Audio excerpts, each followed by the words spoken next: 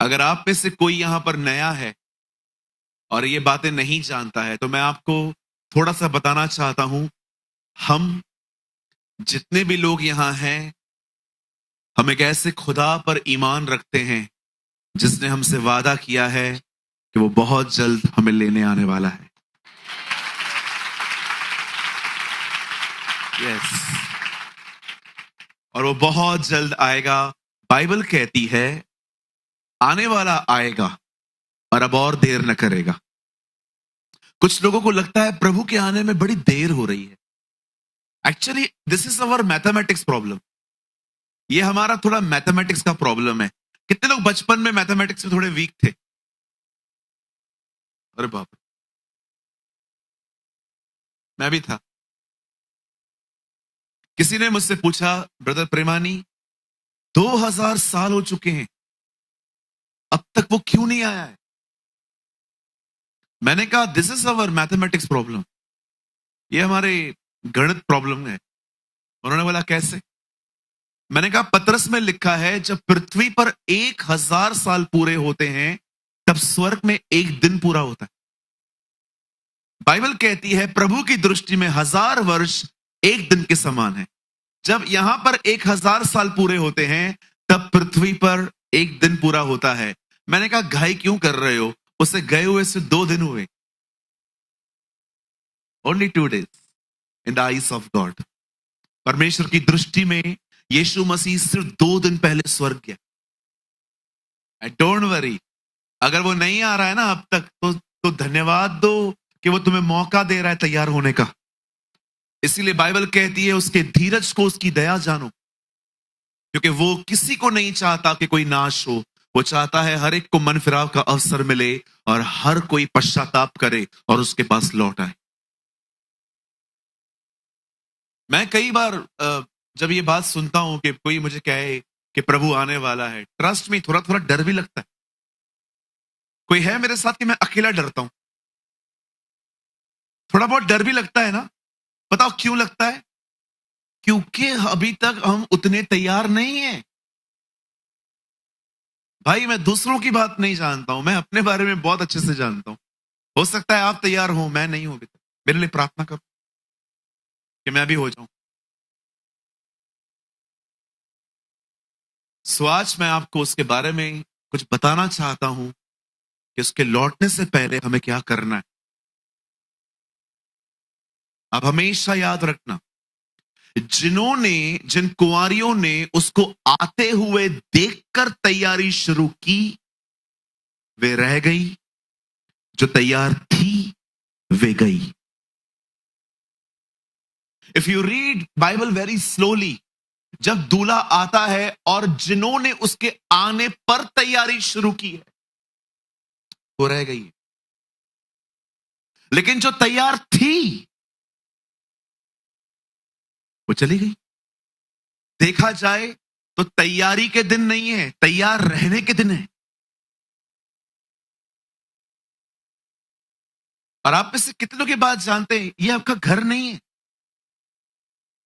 जिस तरह से आपने चीजों को पसेस करके रखा है ना, मेरा घर, मेरी प्रॉपर्टी, मैं आपको सच कहता हूं, सब रह जाएगा इधर ही। सब सरकार लेगी। बोलो बाजोले को आपका कुछ भी नहीं है। बोलो आप खुद भी अपने नहीं हो। किस बात की लड़ाई? जो जा रहा है जाने दो, परेशान मत होइए। प्रभु आपके हिस्से में आया है। जो जाता है जाने दो। बताओ पहले की कलीसियाओं में झगड़े क्यों नहीं होते थे? क्योंकि लिखा है जो जिसके पास आता था सब साझे का था। इसका मतलब आज मैं दिनेश की जीन्स पहनूंगा, कल दिनेश मेरी जीन्स पहनेगा। आज मैं उसका शर्ट डालूंगा, कल वो मेरा शर्ट डाल देगा। वो मेरा बेल्ट लेके चला गया, कल मैं उसका बेल्ट लेके चलाऊंगा। इतनी ज्यादा अंडरस्टैंडिंग थी उन लोगों में। आप पढ़ के देखिए, लिखा है उनका सब साझे का था। आज आप किसी का बाइबल लेके देखो, खाली कपड़ा तो छोड़ो, आप किसी का बाइबल उठा के देखो, लिखा है लोग अपनी प्रॉपर्टियां बेच बेच के पतरस के पांव पे रखते थे पैसे, और पतरस लोगों को बांट दिया करता था। लिखा है इसीलिए उनमें कोई गरीब भी नहीं था। आपको क्या लगता है चर्च में गरीबी क्यों आती है? इसलिए क्योंकि लोग गरीब हैं? नो, जिनको परमेश्वर ने बरकत दी है ना, वो भी अपनी मुट्ठी नहीं खोलते समटाइम्स। सो आज I am talking about attitude. मैं कुछ बात करना चाहता हूं आपसे, और मैं चाहता हूं आज बहुत ध्यान से सुने। मैं ये विश्वास करता हूं आज यहां पर जो भी एक एक बंदा आया है, सबको खुदा लाया है आज यहां। I believe with all my heart.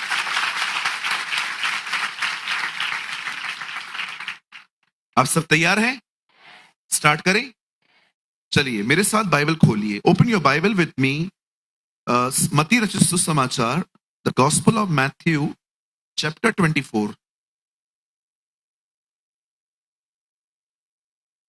मेरे साथ खोलें।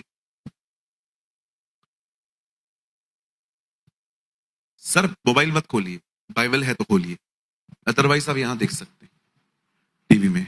मोबाइल कोई नहीं खोलेगा, ध्यान दीजिए। चर्च में सेल फोन चलाना अलाउ नहीं है हमारे। मैथ्यू 24।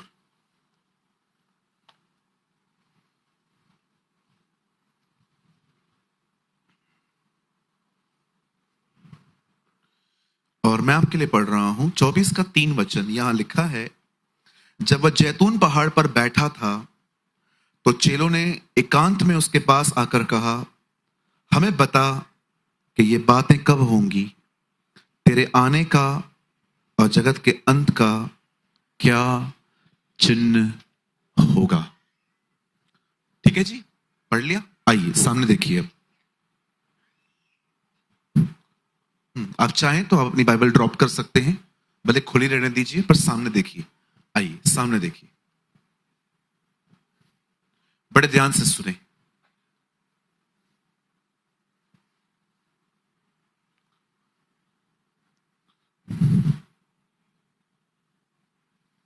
आइए बड़े ध्यान से सुने।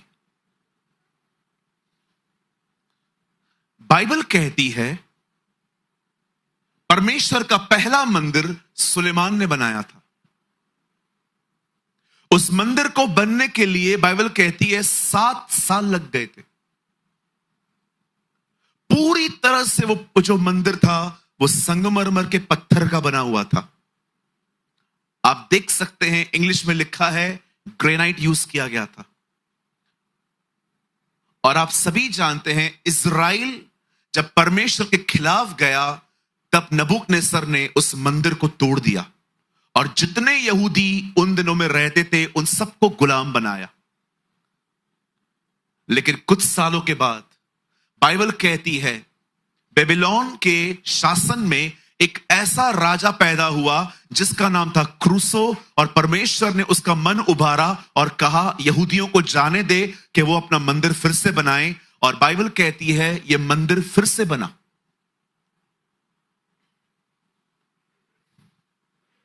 लेकिन कुछ समय के बाद यह मंदिर फिर से टूटा, और फाइनली इस मंदिर को बनाया नए नियम के एक राजा हेरोदस ने।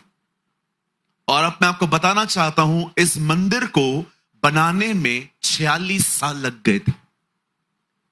46 इयर्स। आप पढ़ सकते हो नए नियम में यीशु मसीह कहता है इस मंदिर को ढा दो और मैं उसे 3 दिन में खड़ा कर दूंगा। तब लोग कहते हैं इस मंदिर को बनाने में 46 साल लग गए हैं और तू कहता है तू उसे तुरंत बना देगा।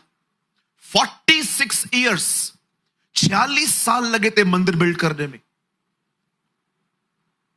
और जब वो मंदिर 46 साल के बाद इतना खूबसूरत बना कि चेलों ने उसे देखा और यीशु मसीह को कहा प्रभु क्या आप इस भवन को देख रहे हो। तब यीशु ने पहली बार विनाश की बातें की। प्रभु ने कहा कुछ भी नहीं बचेगा, सब खत्म होगा। जब चेलों ने, वॉइस बढ़ाइए, जब चेलों ने यीशु के मुंह से ये बातें सुनी, तब उन्होंने यीशु से एक लाइन में 2 सवाल पूछे। आपका आना और दुनिया का अंत कब होगा, हमें बताइए। यीशु ने उन्हें कोई तारीख नहीं बताई कि मैं कब आऊंगा। यीशु ने उनको कोई ईयर नहीं बताया कि मैं कब आऊंगा, लेकिन यीशु ने उन्हें सीजन्स बताई कि उसके आने से पहले एक मौसम आएगा। यीशु ने उन्हें कहा उसके आने से पहले नूह के दिन आएंगे। अब नूह के दिनों को समझने के लिए नूह के दिनों के विषय में पढ़ना पड़ेगा, और परमेश्वर के अनुग्रह से मैंने वो पढ़ा और मुझे पता चला कि नूह के दिनों में लोगों के दिमाग कहां लगे हुए थे। बाइबल कहती है नूह के दिनों में लोगों के दिमागों पर एक चीज चढ़ी हुई थी और वो थी खाना। कहिए खाना। पर मैं ये बिलीव करता हूं जितना आज क्रेज है ना उससे तो कम ही होगा। जितना आज जुनून है ना खाने का, हो सकता है आप में से बहुत सारे लोग फूडी ना हो, लेकिन अगर आप यहां से बाहर जाएं तो बहुत सारे बिजनेस बर्बाद हैं, लेकिन आप किसी भी खाना बेचने वाले को कभी बर्बाद नहीं देखोगे। सबका चल रहा है। जो कचौड़ी बेच रहा है वो भी खाली करके जा रहा है, जो छोले भटूरे बेच रहा है वो भी खाली करके जा रहा है। आपको पता है इन दिनों में खाने का कितना क्रेज है। सुबह खाना खत्म नहीं होता और बीवी से पूछते हैं दोपहर में क्या बना रही है। भाई साहब ये तो खाओ, ये भी डाइजेस्ट नहीं हुआ होगा अभी तक। और जब दोपहर में हम खाते हैं हम पूछते हैं रात को। और कुछ कुछ लोग तो ऐसे भी होते हैं मेरी तरह जो रात को 3 बजे उठ के भी डब्बे खोलते होंगे कि कुछ पड़ा तो नहीं है। कोई है मेरे साथ 3 बजे उठ के भी खा लेता है? मैं खा लेता हूं। फिर क्या हुआ? इसमें क्या है? क्राइम थोड़ी है, कमजोरी है। हाँ बिल्कुल। अभी 10 दिन पहले हमने रात को 10 दिन नहीं, कुछ महीने पहले हमने रात को आधी रात को मोमोज मंगाए। ब्रदर किसने? मैंने और साहिल ने। साहिल कौन है ब्रदर? माय नेफ्यू। हमने आधी रात को, और मुझे तो समझ में नहीं आ रहा था, मैं तो सोच ही रहा था उसने मंगा भी लिए। मैंने उसको खाली शेयर किया था कल चलते ना मोमोज खाने के लिए। कल काय को? अभी जोमैटो जिंदाबाद। आप शायद माने या ना माने, जहां मैं रहता हूं जिस टाउन में, इट्स अ स्मॉल टाउन, कोई बड़ा नहीं है, 11 किलोमीटर का है हमारा जहां हम रहते हैं। एक भी मॉल नहीं है। टोटली हम लोग के आसपास बिजनेस ही बिजनेस है जहां मैं रहता हूं। जहां मैं रहता हूं वहां पर आज से 10 साल पहले मुझे बहुत अच्छे से पता है 7 या 8 रेस्टोरेंट्स थे। 5 कैंप्स हैं हमारे यहां। मैं कैंप 3 में रहता हूं। आज उसी 11 किलोमीटर के दायरे में 1150 रेस्टोरेंट्स हैं। आपको चाहिए आप गूगल करके देखो। 1100 भी 2 साल पहले जाने थे मैंने, अभी 1400-1500 होंगे। छोटे छोटे स्टॉल, बड़े बड़े स्टॉल। यहां वड़ा पाव मिल रहा है, वहां पर छोले मिल रहे हैं, वहां पर कुलचे मिल रहे हैं, कहां क्या मिल रहा है, और सब फुल है। कोई भी फारिग नहीं बैठा है कि आप जाओगे और 2 मिनट में दे देगा। रुको रुको रुको, ऐसे बात करते हैं जैसे फ्री में मांग रहे हैं। मुझे आज भी याद है, मैं कुछ दिन पहले किसी के पास गया और मैंने कहा सर ये दे दो। रुको। मैंने कहा प्रभु क्या एटीट्यूड है यार, मैं तो कुछ हूं ही नहीं यार। ऐसे बोला वेट करो, सरकारी काम 6 महीना थाम। खाने के लिए इतना एटीट्यूड यार। सोना बेचते तो मारे डालते लोग। सच्ची बोलता हूं, ऐसे ऐसे बात किया। रुको। एक्चुअली बहुत लोग खड़े हुए थे। कोई भजिया मांग रहा था, कोई दाल मांग रहा था, कोई पकवान मांग रहा था। मैं बीच में गया, मैंने कहा अंकल आलू का भजिया है क्या? विश्वास करो मुझे भी गुस्सा आया, मैं भी चला आया। नहीं चाहिए तेरा भजिया। बता फिर क्या खाया? भूखा रहा। घमंड गंदी चीज है, भूखा रख देती है। बोलो बाजू वाले को, घमंडी भूखे रह जाते।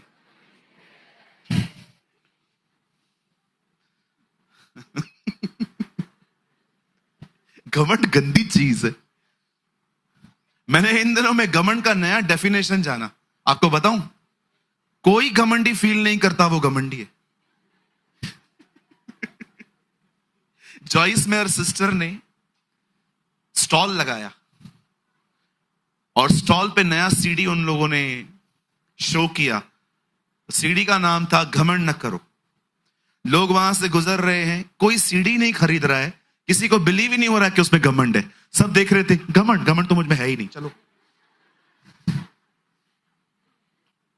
आप जानते हो घमंडी की सबसे बुरी बात क्या है? अपनी चलाते, सिर्फ अपनी चलाते हैं लोग।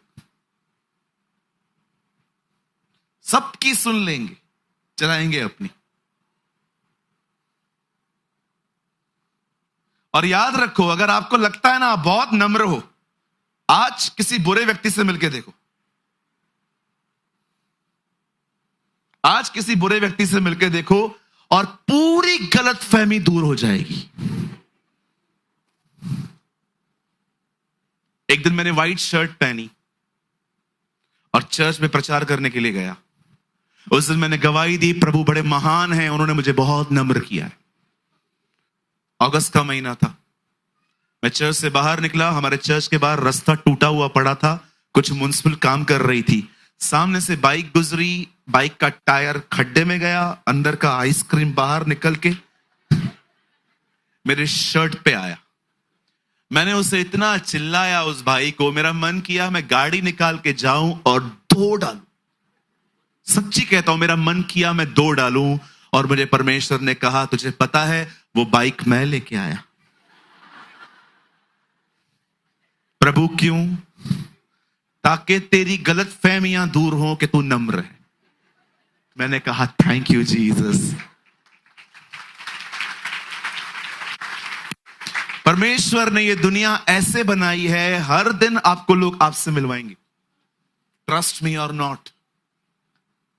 परमेश्वर ने ये सृष्टि ऐसे बना के रखी है, लोग हर दिन आपको आपसे मिलवाएंगे। आपको लगता होगा खुदा आपको लोगों से मिलाता है, गलत।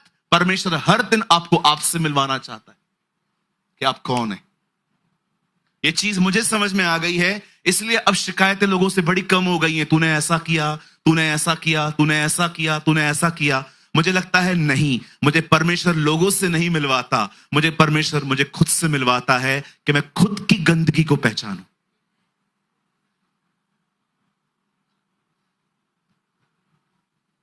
समझ में नहीं आ रही होंगी ना ये बातें, है ना? भविष्यवाणी है ही नहीं कुछ, ना हाथ रखना है, ना पांव रखना है, कुछ है ही नहीं।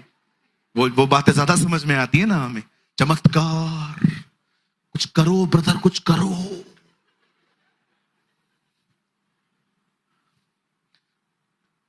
मैं सोच रहा हूं अभी मैं भी भीड़ इकट्ठी करने के लिए लगा दूं नाम के आगे प्रॉफिट जी, सूरज प्रॉफिट जी, चमत्कार करने वाला, भविष्यवाणी करने वाला, हाथ रखने वाला। सुनील भाई जगह ढूंढो। अभी मैं नेक्स्ट मीटिंग में बैनर लगाने वाला हूं यहां पर, प्रॉफिट जी का। सब आएंगे, पैसा भी दे के जाएंगे, प्रार्थना भी करवा के जाएंगे। खाली हाथ खाली sir.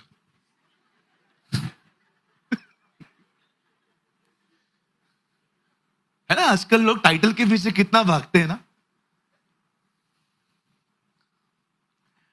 I was in a place called Karnataka.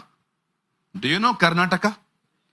4 लोग वहां खड़े थे, चारों स्पीकर्स थे। एक को खड़ा किया गया, आप बताइए आप कौन हो? उन्होंने कहा मैं सो एंड सो हूं। बड़ी डिग्रियां बताई उन्होंने। दूसरे ने भी अपनी डिग्रियां बताई, तीसरे ने भी अपनी डिग्रियां बताई, लेकिन चौथा उसने अपना इंट्रोडक्शन ऐसे दिया जो मैं कभी आज तक नहीं भूल पाया हूं। उसने कहा मैं उस खानदान का हूं जिसको परमेश्वर ने अदन की वाटिका में से निकाला और सिर्फ उसके अनुग्रह से बचा हूं। Wow, what a man, what a man of God. मैं सिर्फ एक पापी हूं, उसकी दया से बचाया गया। हालेलुया। अरे कौन है हम? किस बात का घमंड है हमें? हुआ, हम हैं कौन? किस चीज का प्राइड है? कुकर प्रेशर में से बाफ निकलती है ना, सेकंड भी नहीं दिखाई देती है, सेकंड। मैंने बहुत बार देखा है, जब मम्मी कुकर प्रेशर लगाती है ना, मैं देखता हूं जाके, क्योंकि बाइबल में इसका जिक्र है, और मैं देखता हूं बाफ कितने सेकंड के लिए दिखती है, सेकंड के लिए भी नहीं दिखती है। याकूब में लिखा है तुम्हारा जीवन है ही क्या बाफ की तरह, आज हो कल दिखोगे भी नहीं। आइए अपने पास वाले से कहिए, भैया हमेशा नम्र बने रहो। हालेलुया। हाँ, नम्र नम्र व्यक्ति ऐसे नहीं होते।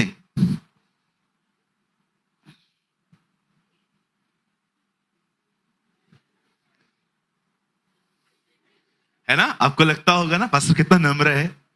नम्र व्यक्ति इससे पहचाना जाएगा जब चिमटी मारेंगे तब वो क्या करता है। नम्रता से नहीं जाहिर होती कि मैं कैसे बैठता हूं। नम्रता ये होती है जब आपके बाजू वाला को कहता है थोड़ा और आगे बढ़ना, थोड़ा और आगे बढ़ना, थोड़ा और आगे बढ़ना। कितना बढ़ूं, क्या है, तू ही बैठ।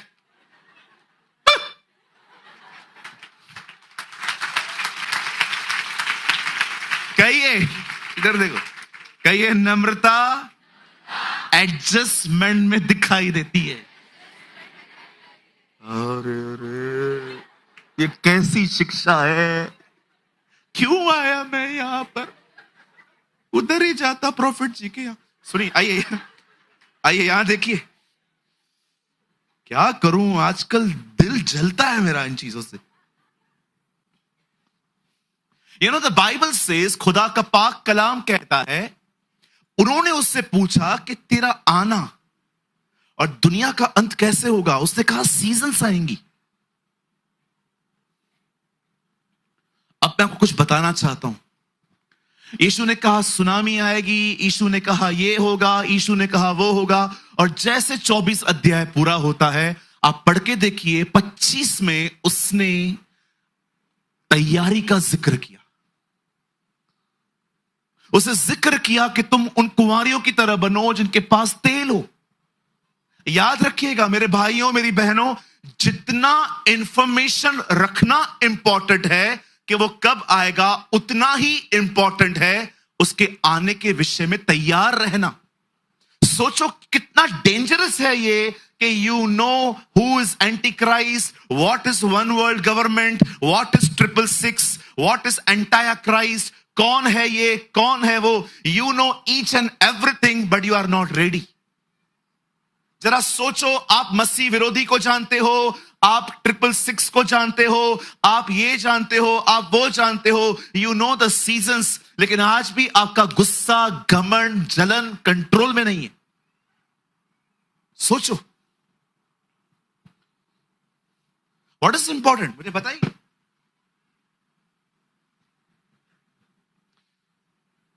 अगर आप में से कोई ऐसा है जो सच में प्रभु के आने के लिए तैयार होना चाहता है, तो सिर्फ आने वाले 15 मिनट आप मुझे दीजिए, मैं कुछ समझाना चाहता हूं आपको।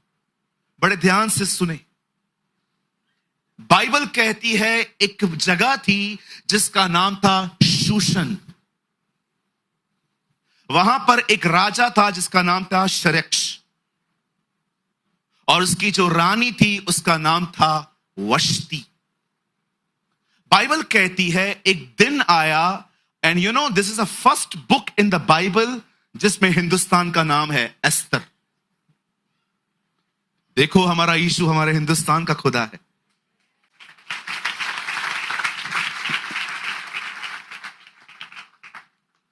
हाँ, कहिए अपने पास वाले से, यीशु मसीह हिंदुस्तान का खुदा है।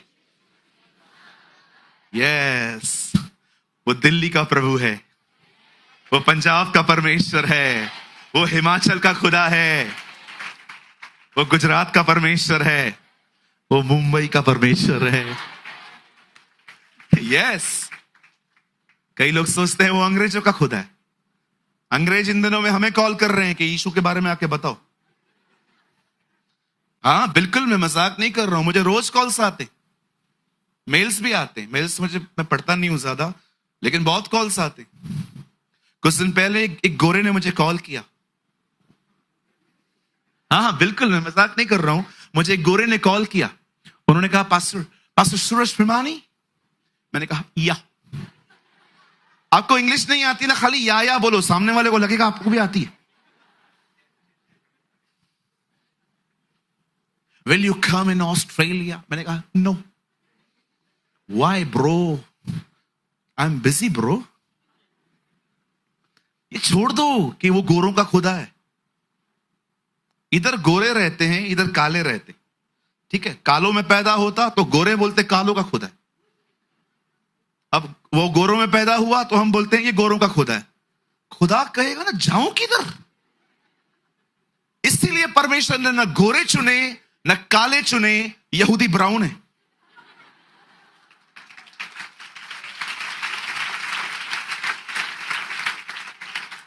आपको चाहिए आप स्टडी करके देखिए, यहूदी ब्राउन होते। प्रभु ने कहा लफड़ाई खत्म, न गोरा हूं न काला हूं, ब्राउन हूं भाई। You know the Bible says, एक दिन आया जब शरेक्स राजा ने अपने शासन में एक बहुत बड़ा जिनावर दिया। जिनावर का मतलब होता है दावत दी। आप मान सकते हैं ये दावत कितने दिन चली है? 180 डेज, 180 दिन ये दावत चली है। इस दावत के अंदर हर तरह का खाना था, लेकिन बाइबल कितनी सच बताती है ना। बाइबल लिखा है किसी को भी शराब पीने के लिए जबरदस्ती नहीं की जाती थी, शराब के लिए हर एक की इच्छा थी। लिखा है शराब तो नीति के अनुसार पिलाई जाती थी, किसी को भी बरबस नहीं किया जाता था। बाइबल कितना क्लियर अकाउंट देती है ना कैसा था। और एक दिन राजा पूरी तरह से शराब में डूबा हुआ अपने अपने लोगों को बुला के कहता है जाओ रानी को बोलो सर पे ताज पहनकर सामने आए। अब जब वश्ती के पास मैसेज जाता है, वश्ती कहती है नहीं, आई विल नॉट कम, मैं नहीं आने वाली। वो एम्बैरस फील कर रही थी कि इतने सारे पिए हुए लोगों के बीच में मैं क्यों जाऊं। एंड यू नो, जब राजा को यह बात पता चलती है इस औरत ने आने से मना कर दिया है, प्राइड में आके राजा उसको रानी के पद से ही हटा देता है। वो लोगों को बुलाता है और कहता है क्या किया जाए, इसने मेरी आज्ञा नहीं मानी है। वो कहते हैं, वो भी आग में घी डालने वाला काम करते हैं। वो भी कहते हैं हाँ बात तो सही है, इससे तेरी बात नहीं मानी है। अब अगर तेरी औरत तेरी बात नहीं मानती, कल से हमारी औरतें हमारी बात भी नहीं मानेंगी। आप पढ़ के देखिए, वहां ऐसा लिखा है कि अब हमारी औरतें हमारी बात भी नहीं मानेंगी। कई लोगों को डुबाने के लिए शैतान कभी कभी एक आदमी का उपयोग करता है, पता है? बिल्कुल, इस दुनिया में कुछ भी यूजलेस नहीं है, एवरीथिंग इज यूजफुल। किसी ने कहा I am a bad person, still I am a useful, you can use me as a bad example. कुछ समझा आपने? किसी ने कहा मैं खराब भी हूं तो भी गलत नहीं हूं, तुम जहां पर भी खराब उदाहरण देना चाहो मेरा दे दो। कहते ना हम लोग कभी कभी झगड़ों में, हिटलर है तू हिटलर, देते हो ना एग्जाम्पल। आज भी है ही तो हिटलर, हम जानते हैं हिटलर कौन था।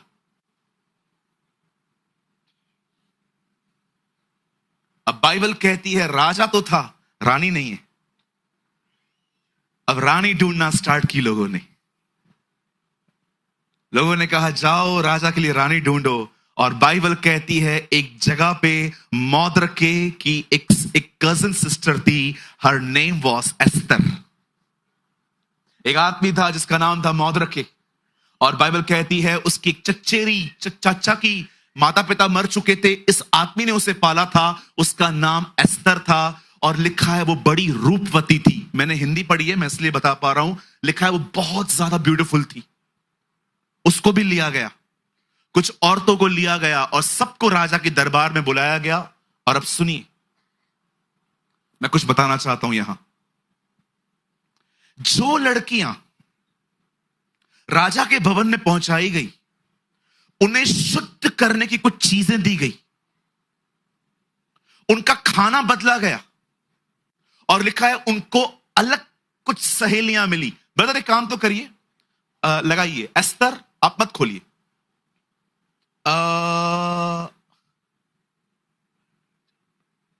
2:9 लगाओ, है तो यही। और वह युवती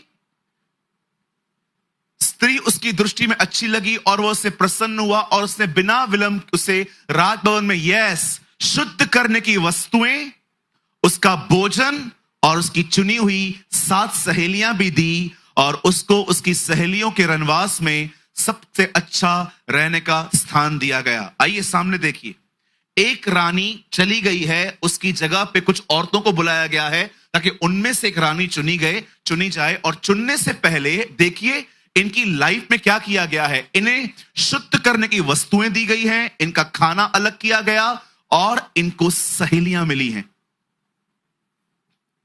अब बड़े ध्यान से सुनिए, ये जो स्टोरी है ये क्यों है बाइबल के अंदर, मैं आपको बताना चाहता हूं। मैं ये विश्वास करता हूं परमेश्वर एक राजा है, उसे सबसे पहले इज़राइल को चुना था, पर इज़राइल ने उसकी बात नहीं मानी है और अब वो एस्तर को चुन रहा है। अब उसने हमें चुना है।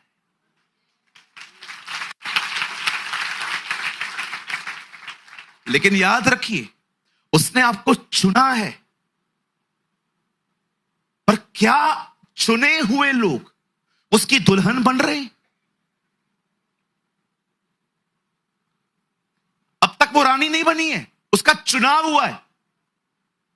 बुलाए हुए बहुत हैं, चुने हुए बहुत कम है। आप में से हर एक को चुना गया है, पर मैं आपसे पूछना चाहता हूं, जो लोग चुने गए हैं क्या वो उसकी दुल्हन बन रहे हैं कि सिर्फ चुने हुए हैं? क्योंकि जिनको चुना गया उन्हें चीजें दी गई हैं।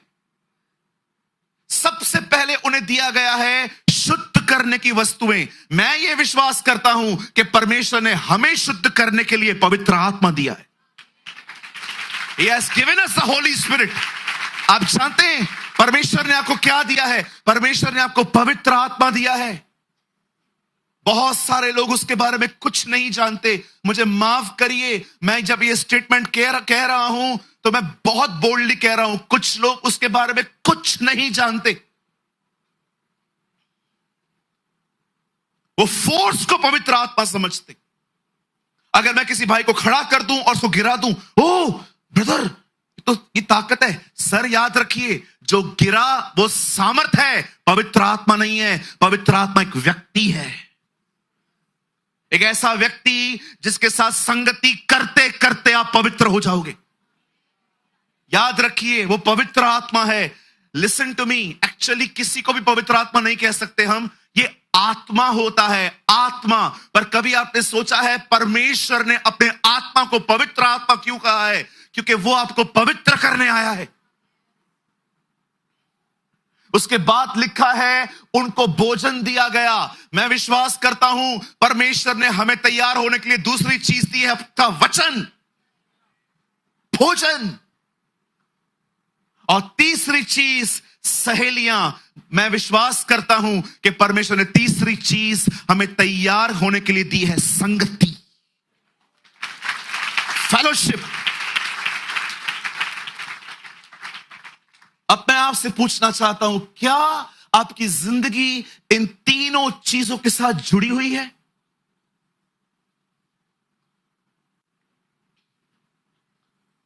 अगर आप एक ऐसे व्यक्ति हैं जो सिर्फ परमेश्वर के वचन को मानते हैं लेकिन पवित्र आत्मा के चलन पर विश्वास नहीं करते, आप कभी तैयार नहीं हो सकेंगे। कुछ लोग ऐसे होते हैं जो अगर उनके सामने अगर कोई गिर जाए, कोई उठ जाए या कुछ सुपर नेचुरल हो तो उसको देखते रहते। Why you behave like this? कुछ लोग को लगता है नहीं, टीचिंग जो है ना वो सही होनी चाहिए, पर वे पवित्र आत्मा की मूवमेंट को नकार देते। मुझे आज भी याद है, मैं एक जगह पे प्रचार कर रहा था और जब मैंने प्रचार करना स्टार्ट किया, कुछ लोग पवित्र आत्मा से भर के अन्य भाषाओं में बातें कर रहे थे और कुछ लोग सिर्फ उन्हें देखकर मुंह बना रहे थे, बिकॉज वो बिलीव ही नहीं करते कि पवित्र आत्मा का चलन क्या होता है। वो सोचते हैं सिर्फ वचन ही सब कुछ होता है। जी, वचन और आत्मा दोनों चाहिए। अच्छा, कुछ ऐसे भी होते हैं जो सिर्फ ये सोचते हैं कुछ हो नहीं रहा है, कुछ हो नहीं रहा है, इस कलीसिया में कोई गिरता नहीं है, इस कलीसिया में कोई उठता नहीं है, इस कलीसिया में सिर्फ वचन है, और इसीलिए वो सोचते हैं यहां तो कुछ भी नहीं है। आप देख रहे हो हम कितने इम्बैलेंस हैं। मैं परमेश्वर के वचन पर भी विश्वास करता हूं और मैं पवित्र आत्मा के चलन पर भी विश्वास करता हूं। अभी मैंने यहां पर इस कलीसिया में बहुत वचन दिया है। समझो आप किसी और जगह पे जा रहे हो जहां वचन के बाद बहुत सारे काम हो रहे हैं, चमत्कार हो रहे हैं, तो आप क्रिटिसाइज ना करें वहां पर किसी को भी, ये क्या हो रहा है, वचन तो है नहीं, सिर्फ ये सब हो रहा है। सुनिए, हमें दोनों की आवश्यकता है। हमें वचन भी चाहिए, हमें पवित्र आत्मा का चलन भी चाहिए। झूठी शिक्षा पता है होती क्या है? What is wrong teaching? झूठी शिक्षा होती है जिसमें पिता और पुत्र और पवित्र आत्मा से एक को निकाल दे वो लोग। झूठी शिक्षा वो होती है कि वचन खोल के आप अपनी ही शिक्षा घुसेड़ रहे हो अपने अंदर, अपने। अभी सिंपल मैं आपको एक बात कहना चाहता हूं, यहां देखिए, मैंने इस कलीसिया में आज तक किसी बच्चे को प्रभु बोझ दिया है? क्यों नहीं दिया? क्यों नहीं दिया? क्योंकि मैंने यीशु मसीह को नहीं देखा कि उसने पतरस से कहा जा तेरे बच्चों को भी लेकर आ। मैंने कहां नहीं देखा कि यीशु ने किसी चेले को कहा आज मैं आखिरी बार तुमसे मिल रहा हूं, जाओ अपने परिवारों को लेकर आओ। उससे सिर्फ प्रभु बोझ चेलों को दिया। इवन आप पढ़ सकते हो पेंटिकॉस्ट के दिनों में जब पतरस से प्रचार किया, लोग विश्वास में आए, बपतिस्मा लिया, उसके बाद लिखा है 242 में कि उन्होंने प्रभु बोझ की रोटी तोड़ी। मैं किसी को भी यहां पर प्रभु बोझ दे दूं, भाई ये तू खा ले, और बाहर जाके वही व्यक्ति गुटखा भी खा रहा है, किसी के सामने चढ़ी हुई चीजें भी खा रहा है, कौन जिम्मेदार है इसका? इसलिए बाइबल कहती है तुम परमेश्वर के और दुष्ट आत्माओं के कटोरे में से एक साथ नहीं ले सकते। लेकिन कुछ लोग देते हैं, क्यों? क्योंकि उन्हें पब्लिक बढ़ानी है।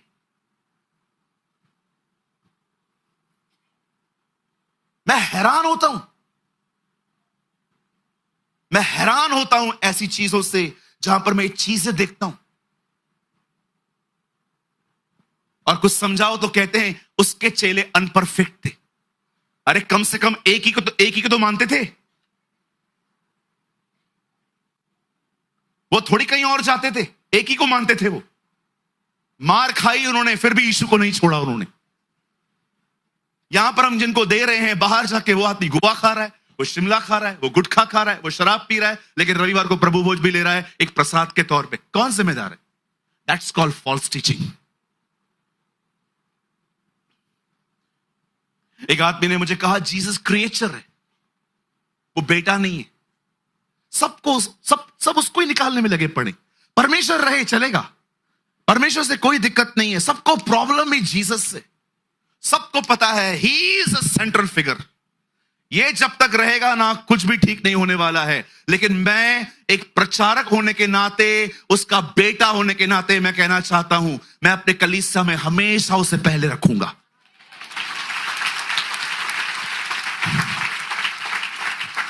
ओह, मैं आप में से हर एक को कहना चाहता हूं जो इस कैमरा से मुझे देख रहे हैं, उसको निकालने के पीछे लगे पड़े हो। पहले यूहन्ना में लिखा है ये न भूलो उसके नाम पर विश्वास करने से तुम्हारे पाप माफ हुए। स्वर्ग के नीचे मनुष्यों के बीच में और कोई नाम नहीं दिया गया जिसके द्वारा उद्धार हो सके।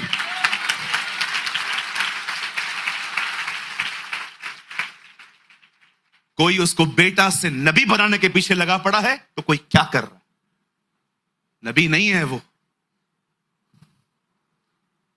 जब साधु सुंदर सिंह उनसे मिलने के बाद अपने पिताजी के पास गए और कहते हैं पप्पा मैंने यीशु मसीह का दर्शन पाया है, उसके पप्पा ने कहा तुझे पता है हम लोग कौन है? बोला कौन है? हम राजाओं के घरों के। उन्होंने कहा पप्पा जो मुझसे मिलने आया था ना, उसने कहा मैं राजाओं का राजा हूं। अब जाइए, आप किताब पढ़िए, 32वें नंबर पेज पे लिखी है ये बात, मैंने पढ़ी है खुद। कोई उसको नबी बनाने के पीछे है, कोई कहता है अच्छा व्यक्ति था, कोई कहता है परम पूज्य था, कोई कहते हैं चमत्कारी पुरुष था। कुछ भी नहीं था वो इनमें से। वो मालिक है, वो मालिक है। राज्य, पराक्रम और महिमा केवल और केवल उसी की है।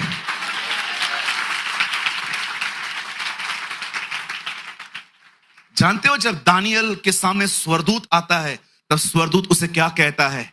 सदा जीवित रहने वाले की कसम। स्वर्गदूत उसका इस तरह आदर करते हैं। हम उसकी कसम खाते हैं जो सदा जीवित है। नबी हमेशा जिंदा नहीं रहता है, खुदा जिंदा रहता है। आज मैं आपसे पूछना चाहता हूं, क्या आप तैयारी कर रहे हैं? क्या हर दिन बाइबल उठा के पढ़ते हो, उसे मनन करते हो ताकि तुम्हारा मन शुद्ध बना रहे? क्या तुम हर दिन पवित्र आत्मा से कहते हो, पवित्र आत्मा मुझे भर दे खुद से? क्या आप हर दिन अपने भाई बहनों से मिलते हो? सर, परमेश्वर ने आपको तैयार होने के लिए यही चीजें दी हैं। इन सोर्सेस को लो और तैयार हो जाओ। चलो मैं आपसे एक सवाल पूछ सकता हूं? कितने लोग ये बात जानते हैं पुराने नियम का पहला राजा कौन था? दाऊद के शाऊल? शाऊल। बताइए, शाऊल को अपॉइंट किसने किया? शमूएल ने। Very good, good answer brother. मुझे बताइए, जब शाऊल ने गलतियां की, उससे मिलने कौन आया? सैमुएल मिलने आया। Very nice. उसके बाद बाइबल कहती है एक और राजा आया, उसका नाम था दाऊद। बताइए, दाऊद ने जब बतशबा के साथ पाप किया और उस पाप को छुपाने के लिए उसे उरिया की मौत करवाई, मुझे बताइए उससे मिलने कौन आया? नातान आया। Very good. शाऊल ने पाप किया, शमूएल आया। दाऊद ने पाप किया, नातान आया। अब मेरा एक सवाल है आपसे, सुलेमान ने इतना पाप किया, उससे मिलने कोई क्यों नहीं आया?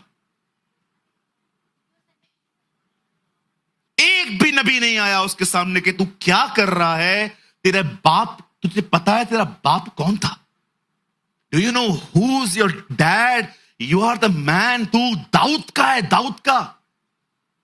बताओ क्यों नहीं आया?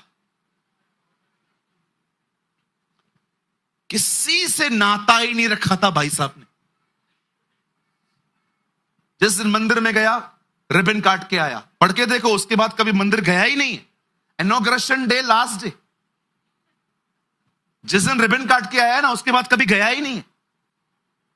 हजार हजार औरतें, 300 बीवियां, 700 रखेलियां, मेरी बाइबल में लिखा है। मुझे तो समझ में नहीं आता है, 1000 का नाम कैसे याद रखा होगा? आज 485 को ले आओ, ऐसे बोलता होगा क्या? हमारी किताब है, बहुत किताबें पढ़ी मैंने, हर कोई बड़ी बड़ी बातें, इसने इसको खाना खिलाया, इसने उसको पानी पिलाया, इसने इसको पैसे दिए, ये इसको वहां छोड़ के आया। बुरी बातें अपने बारे में लिखते ही नहीं है। लेकिन हमारी बाइबल देखो, आदम ने फल खाया, इसहाक ने झूठ बोला, अब्राहम ने झूठ बोला, याकूब ने गलत काम किए, मूसा से हत्या हो गई, शिमशोन व्यभिचार में गिरा, सुलेमान ने 1000 बीवियां रखी, दाऊद व्यभिचार में गिरा, यशाया घमंड करता था, लोगों पे हाय हाय कहता था, पतरस ने 3 बार इनकार किया, पौलुस को देखो, उसने कलीसियाओं को मारा पीटा। ओ मुझे बताइए, क्यों परमेश्वर ने इन लोग की गलतियां लिखी हैं? ताकि आपको समझा सके कि देखो, मैंने कुछ नहीं छुपाया है, ये सच्चा खुदा है।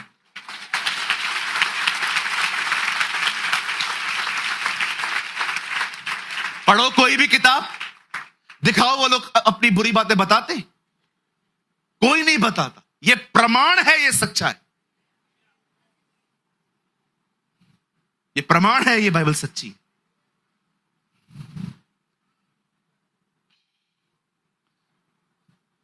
एक सयाने ने बहुत बुरा कहा बाइबल के बारे में, बड़ी आग लगी थी मुझे उसकी।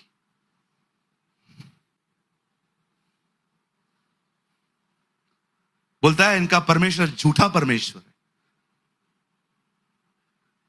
लोगों ने सवाल पूछे, झूठा क्यों कह रहा है?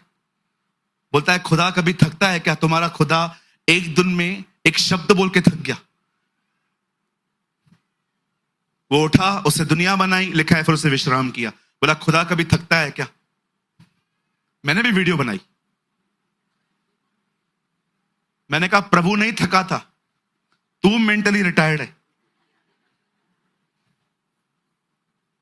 अभी आप मुझे बताइए, दिनेश कम यार,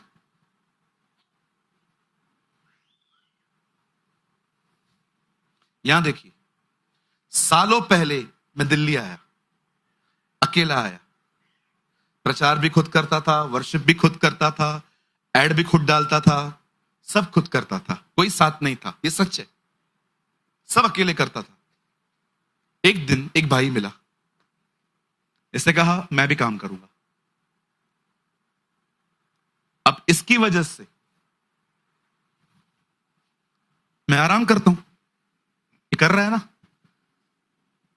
जब परमेश्वर, उसके साथ कोई नहीं था, वो अकेला दौड़ रहा था, पर जिस दिन उसने आदम बनाया, उसके बाद उसने 6 दिन काम करके 7वें दिन आराम किया। उसने आराम इसलिए नहीं किया क्योंकि वो थक गया था, उसने आराम इसलिए किया क्योंकि उसको प्रेजेंट करने वाला आ गया था।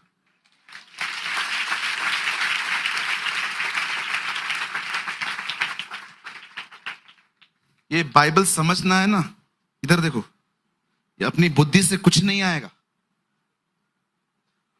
अनपढ़ों ने ऐसी किताबें लिखी हैं, पढ़े लिखों को समझ में नहीं आ रही।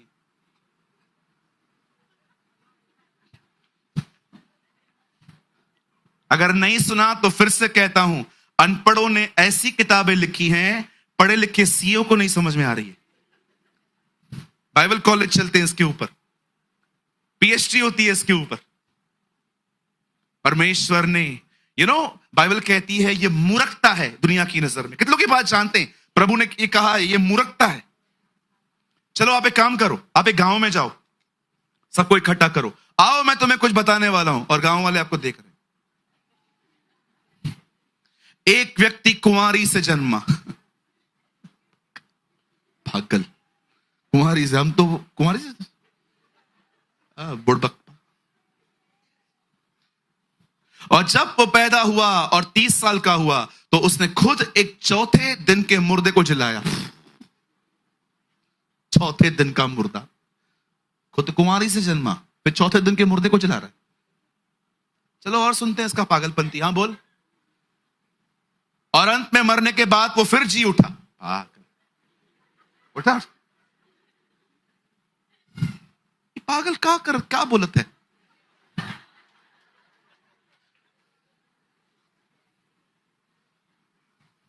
और मैं तुम्हें बताने वाला हूं, यही यीशु वापस बादलों पे आने वाला है। उठो उठो उठो उठो उठो, पागल लोग क्या बोलत है? कैसा ऊपर से आवत है, हम तो ऊपर पंछी देखते हैं। परमेश्वर की दृष्टि में यह उसको भाया कि जो इस मूर्खता पर विश्वास करेगा वो उसी का उद्धार करेगा।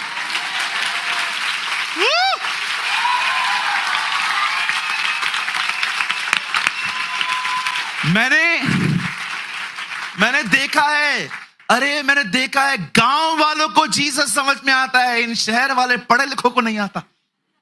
Who knows God? We know। ये एटीट्यूड में जलते रहते हैं अपने। अगर तुम प्रभु को जानते ना, तुम्हारा स्वभाव भी उसकी तरह होता। इसीलिए बाइबल कहती है, मुझे किसी ने कहा ब्रदर आप ऐसा क्यों कहते हो, हम शहर वाले इधर उधर से आए क्या? मैंने कहा ब्रदर यीशु मसीह प्रचार करने भी गांव में ही गया, उसको पता था कौन समझेगा मुझे। मैं ये नहीं कह रहा हूं कि आप प्रभु को समझने के लिए पढ़ाई लिखाई न करो, पर मैंने देखा है प्रभु को चतुर मन नहीं, साफ दिल के लोग समझ पाते। साफ दिल के लोग। मेरे भाइयों मेरी बहनों, यहां देखिए, मैं आप में से हर एक को बताने वाला हूं, बड़े ध्यान से सुनिए। ये लास्ट लाइन है, उसके बाद हम खड़े हो जाएंगे क्योंकि प्रभु बोझ देना है मुझे आपको। आइए सामने देखिए, यहां पर जितने भी लोग बैठे हुए हैं, मैं आप में से हर एक को बताना चाहता हूं, हमारी बाइबल कहती है बहुत जल्द हमारा प्रभु हमें लेने आने वाला है। और मैं आप में से हर एक को कहना चाहता हूं, हम उस एस्तर की तरह हैं। मैं आपको बताना चाहता हूं, वो हमारा स्वर्गीय श्रेष्ठ है। उसने इज़राइल को चुना, परंतु इज़राइल के लोगों ने उसे अस्वीकार किया, और बाइबल कहती है अब वो हमारे पास आया है। जैसे श्रेष्ठ ने एस्तर को चुना, वैसे उसने हमें चुना है, और उसने हमें वचन दिया है, उसने हमें पवित्र आत्मा दिया है, उसने हमें नई संगति दी है, इसीलिए ताकि हम तैयार हो सकें। और मैं आप में से हर एक को कहना चाहता हूं, इस दुनिया में 3 लोग हैं जो जिंदा उठाए गए हैं। एक हनोक, दूसरा एलिया, तीसरे हमारे प्रभु यीशु मसीह। लेकिन मैं आपको बताना चाहता हूं, बहुत जल्द वो दिन आने वाला है, 3 नहीं अरबों लोग एक साथ उठाए जाने वाले हैं। आप प्रार्थना करो कि आपके लिए भी वो दिन हो।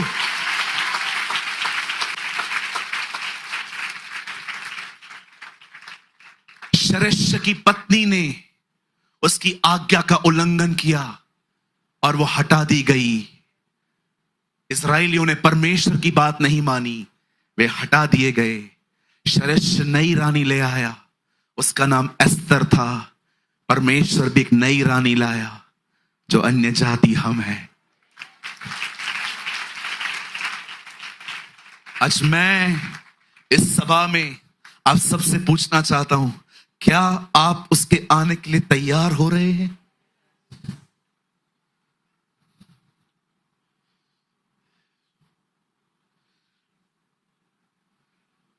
क्या आप तैयार हो रहे हैं?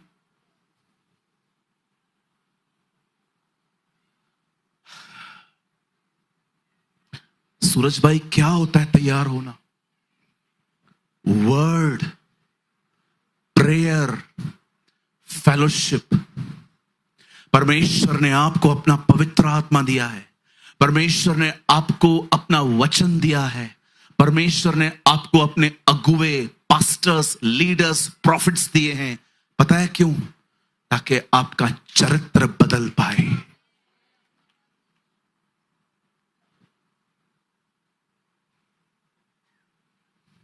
आप जानते हो यूसुफ से मेरा इतना क्यों जमता है? यहां पर एक भाई बैठे हैं, हिज नेम इज यूसुफ।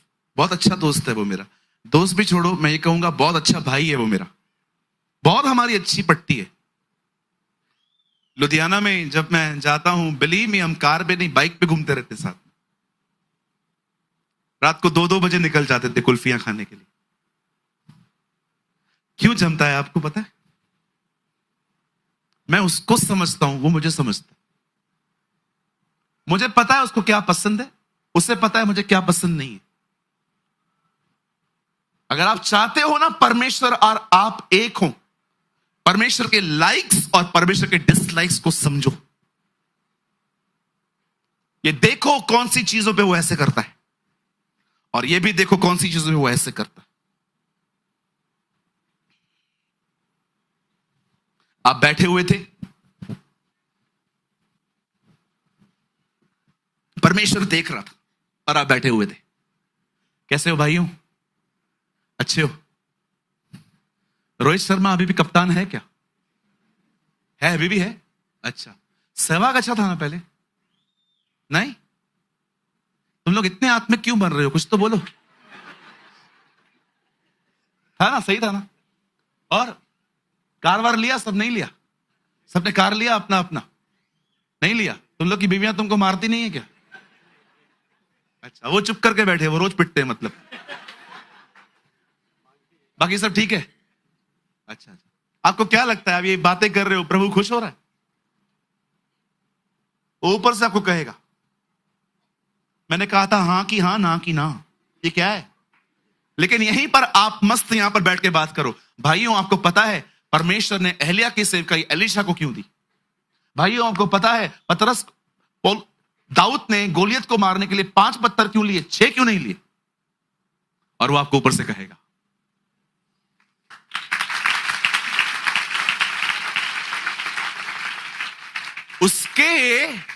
उसके लाइक्स और डिसलाइक्स को समझो। राहुल इधर आ। मीटिंग पूरी हो गई, अब 2 बहनें साथ में जा रही हैं। वचन बहुत अच्छा था आज। हाँ जी, बहुत अच्छा था। मैंने है ना एस्तर की किताब पढ़ी है, लेकिन जिस तरह से आज पास्टर प्रेमानी ने बताया ना, वो मुझे अच्छा लगा। मेरे को भी बहुत अच्छा लगा। हाँ, खुदा कितना खुश होता होगा ऐसी बहनों से। लेकिन कुछ बहनें यहां से निकलते ही, चल अभी घर पे वापस उसका मुंह देखना है। क्यों, क्या हुआ बहन? वही अभी बैठी होगी मुंह फुला के, 9:30 बज गए हैं, अभी तक आई नहीं है। तेरी सांस कैसी है? बहुत बहुत बुरी है। तेरी सांस कैसी है? बहुत बुरी है। क्यों, क्या करती है? मेरे को हमेशा डांटती रहती। चल चल, अभी करोल बाग अभी तो निकले हैं, चल। तो मैंने है ना भाभी एक बात देखी है। क्या भाभी, मैंने एक बात देखी है, जब भी मेरी सांस मुझे डांटती है ना, मेरा पति मेरा पक्ष लेता ही नहीं है। तेरा पति क्या करता है? मेरे को ही डांटता है।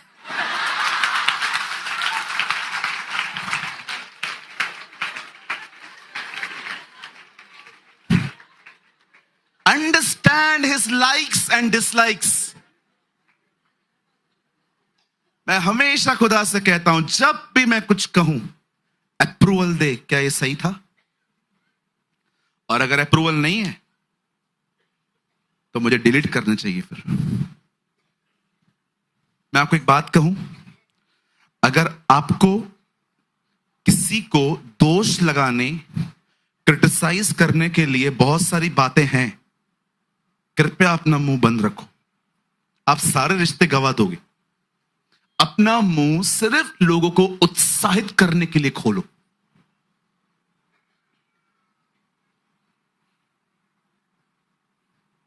आइए अपने पास वाले से कहिए, अपना मुंह उत्साहित करने के लिए खोलो। बाइबल बंद कर दीजिए, सामने देखिए। भविष्य में वह दिन आ रहा है जब परमेश्वर अपनी स्वर्गीय एस्तर को लेने आएगा।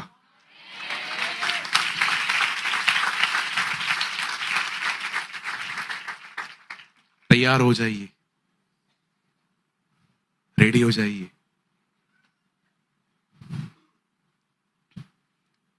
इसे सिर्फ पढ़िए मत, इसका उपयोग करिए कि चरित्र बदला जाए। सिर्फ प्रार्थना मत करिए, प्रार्थना में परमेश्वर को पुकारिए कि वो आपको चेंज करे।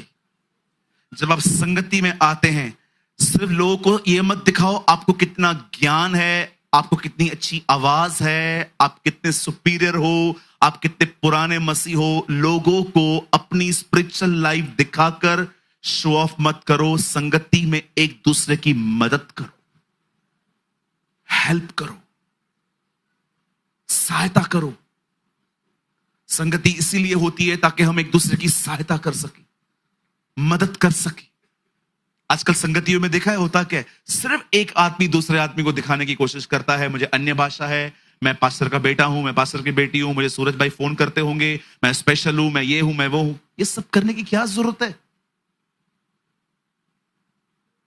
एक दूसरे की मदद करो, सहायता करो।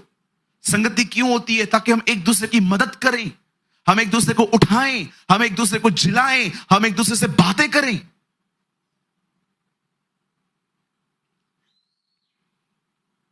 मैं जानता हूं बहुतों को यह शब्द सुनने की कोई आदत नहीं है आजकल, और मैं आपको सच कहना चाहता हूं, बहुत कम समय है आपके पास। जाइए, खबर देखिए, खबरें देखिए, आपको पता चलेगा।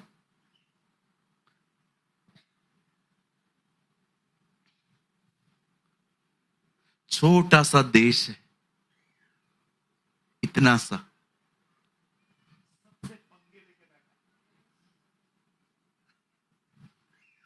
विश्वास कर सकते हैं अब जो मैं कहूंगा? ये लोग कभी नहीं हारेंगे अब। वेट वेट वेट, सुनिए, ये क्यों नहीं हारेंगे? अब इन्हें कोई नहीं हरा पाएगा, क्योंकि लिखा है जब अंजीर के पेड़ में हरे पत्ते आए तो जान लेना वो समय निकट है। अब उस पेड़ पर पत्ते लगना शुरू हो चुके हैं। वो स्ट्रांग होता जाएगा। अब इनको कोई नहीं हरा पाएगा।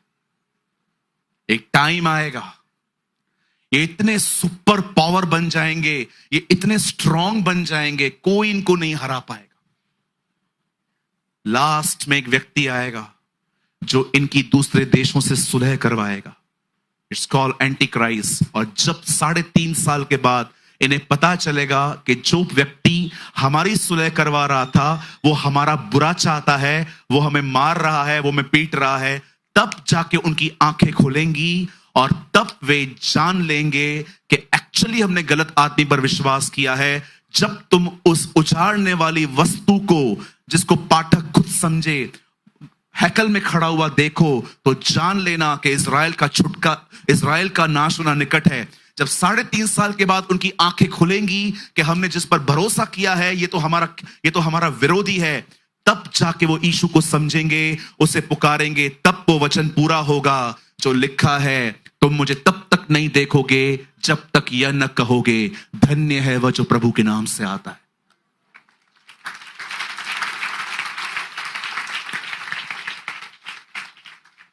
और तब वो आएगा और 1,44,000 को बचाएगा। हर गोत्र के 12,000 है।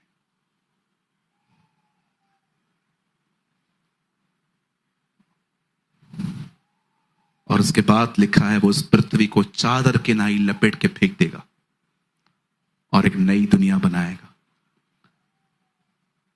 आप जानते हो आज दिन और रात हो रहे हैं, जैसे वो नया ले आएगा इस युग का अंत खत्म हो जाएगा और एक ऐसा युग आएगा न कभी दिन है वहां, न कभी वहां रात होगी। लिखा है परमेश्वर के अंदर से ज्योति निकलेगी और उसी से पूरा नगर चमकेगा।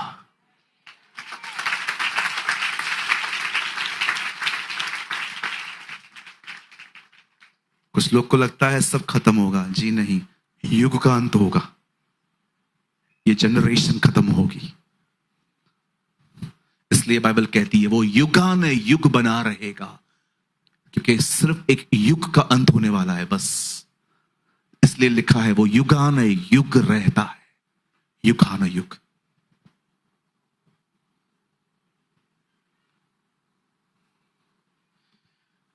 ऑनेस्टली मैं सिर्फ एस्तर के लिए ही बोलने वाला था।